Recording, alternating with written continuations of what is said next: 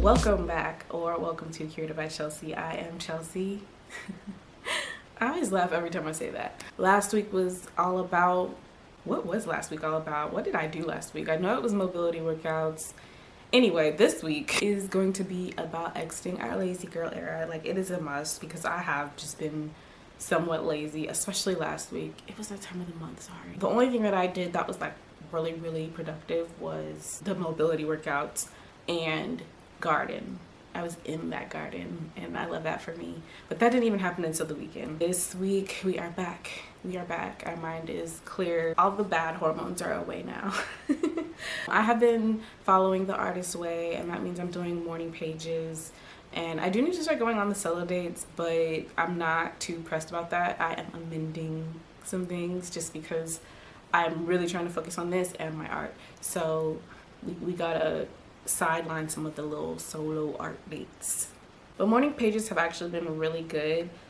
It was the third or fourth day that I kind of had, I guess, a breakthrough. I don't really know. It just, I kind of got a little emotional. And then once it was out, like, I felt so much better. And I was just like ready to start the day. And then I did my Pilates. This week is Pilates, by the way. And I'm also going to start going back to the gym like more consistently, 3 to 4 times a week, maybe just 3. But I will be doing Pilates. On the days I go to the gym, I still want to do Pilates, but I want to do like a more light version, like 15 minutes maybe, just to like wake my body up, because I want some movement in the morning. I don't necessarily want to just roll out of bed and start work. I am a little bit all over the place, but I'm really trying to just get through this as quickly as possible. This is all about becoming her and being that girl, glowing up. We're getting like really ready for this summer. Like Saturday, I'm going to get my toes done. I have not gotten my toes done since before 2020. Yeah. I feel like the last few videos have been more about building the routines and systems and just the mindset around kind of doing a glow up, and now we're going into more of the physical. And yeah, so we're just gonna get started, and I will of course as always have some tips throughout the video. Let's get into it. First and foremost, I do want to talk about how I woke up and just got up. This morning in particular, I got up and just did my morning pages, got everything that needed to come out, and then jumped right into Pilates. I try to get my morning pages done before 7:30. Sometimes like I do struggle to like get up because I'm still tired, and then I like to get up, do my Pilates. The longer the Pilates session or bar, the better. I want to get to a point where I'm doing Pilates or bar for about 45 minutes. Only on my days I'm not going to the gym, and like 15 to 20 minutes on the days I am going to the gym. And then from there I like to start work. So today I just went to the coffee shop and did some work that I can post on Instagram. I am posting mostly photos. I am not even focusing on video as much, just because I'm doing video for here. And I don't know, I just want to like get back into posting photos. It's gonna work. If I become more consistent on Instagram just posting photos, nobody's even really gonna think about it. They're gonna be like, oh, she posts photos, okay. But yeah, I'm really just trying to take this content creator thing a little bit more seriously while still doing my art and while still maintaining all my relationships. So I know it sounds like I'm doing a whole lot. I'm really not though. I think gardening is probably the only extra thing that I've added into my life that may take over some things. Unfortunately, my mic cut out. So yeah, that really sucks because there was a lot of footage. It's weird because it cut back on at the very end of the video. But I attached a mic to my camera to make the sound quality sound better. But I took it off because I don't want that to happen again until I get a mic that is a little bit more reliable, that'll actually let me know when the battery has died. Luckily, I did not delete this out my notes. I have 6 a.m. mornings in my notes to help give some tips on waking up early. And yeah, because in my last video I really didn't give that many tips. I just kind of showed what I am doing and what I did, which is kind of how I want to structure things. I am still kind of figuring out the structure of, you know, my videos, so bear with me. Luckily, I kept my makeup on and these lashes. Anyway, if I haven't said it already, if you like this video, hit the thumbs up button, and if you want to see more content like this, hit the subscribe button. Okay, so here are some tips that I am currently doing or have done to wake up early in the morning, whether it be 5 a.m., 6 a.m., or 9 a.m. Just depends on who you are and what you do.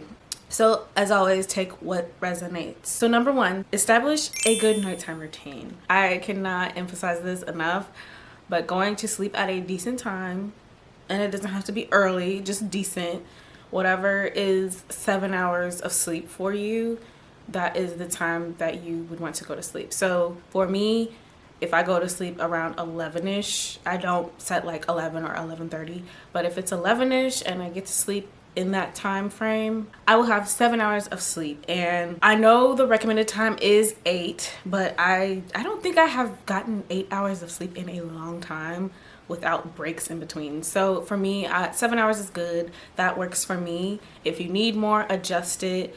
If you can work off of less, adjust it. I can actually function off of less than 7 hours, but I don't like to. I don't feel as well rested. It's just okay. But you have to establish a good nighttime routine. You need to have a good winding down routine. So I separate my wind down routine with my nighttime routine, but pretty much my nighttime routine is just literally me laying here in bed, usually not scrolling, but sometimes I do, I'm gonna be honest, and just watching the streams or a stream and crochet. Usually I'm crocheting at night. I do want to get into the habit of maybe turning the TV off and reading, but I have not made it there yet. I have to fall back in love with reading. Just make sure you establish a good nighttime routine. The second tip is to adjust every morning or every week when you are going to wake up. So if you have decided that you are going to start waking up at 7 a.m., but you wake up at 9 a.m. currently, start working in little 30-minute increments. Start waking up at 8:30 instead of 9. And then that next week or even the next morning, just depends on how you want to do it, keep going 30 minutes before until you reach your goal time that you want to wake up. This is something that I did. I did mine in 30-minute increments. You can do 15, you can do 10, whatever works for you. I think it was like every other day I would wake up 30 minutes earlier because I needed to give myself time to adjust to waking up at that new time. Doing it kind of like right out the gate kind of shocks your system a little bit, and I did also try that and it did not stick for very long. Like I did it and I was able to do it. I think it lasted about 2 weeks, and then right at that third week I was like, no, it's fine. 7 a.m. is early enough, or 7:30 is early enough. Number 3 is adjust your caffeine intake. And I say adjust because I know a lot of people, they love coffee. That is their thing. That is their choice. But for me, specifically espresso is too much caffeine for me. I really don't mess with brewed coffee that much. Like the taste is just not great. Cold brew is a little too much as well. I can do a frappuccino here and there. But I think matcha is probably the best choice for me. Apparently it does have more caffeine than coffee does, but I don't know. But matcha does not make me jittery, and I do not like having the jitters, and that is what happens to me. Occasionally I will have coffee and it won't make me jittery, but more often than not, especially if it's espresso based, I will get the jitters, and I can't do it. Yeah, so adjust your caffeine intake if you are, you know, one of those people that like has to have like 3-4 cups of coffee a day, and you can't sleep at night, and then you can't go to sleep at a decent time and then wake up at an earlier time. Tip number 4, wake up to a gentle alarm or invest in the Hatch clock. I have a Hatch, but it's broken and the alarm doesn't actually go off. I've tried to contact them and they literally gave me a laundry list of things that I should do. I'm gonna show it because it's crazy. And I was like, what? Like, this is a lot of stuff and I don't even know half of these IT terms that is going to help me reset the clock. It's right here, by the way. I got the first generation, but maybe it's just because I have the first generation and I need to get the second one. I don't know, but I'm not investing in that right now. Wake up to a gentle alarm. So let me show you what my alarm sounds like. But while I'm getting to that, I used to wake up to, when I was younger, I used to wake up to one of those alarms that would just wake you up out of the deepest sleep ever. And it was crazy. And what was even crazier is I've never been that heavy of a sleeper unless I've been drinking or I'm just really that tired. So I don't sleep that hard. So, oh my God, got glitter in my eye, I think. I never really needed that loud of an alarm, but that was the only setting. But then I just remember in high school, I got this clock from my mom or my dad, and you could wake up to the radio. So I ended up doing that, and I would wake up to one of the talk shows, the morning talk shows, and that ended up working for me. And I was like, okay, this works. But let me show you what my alarm sounds like now.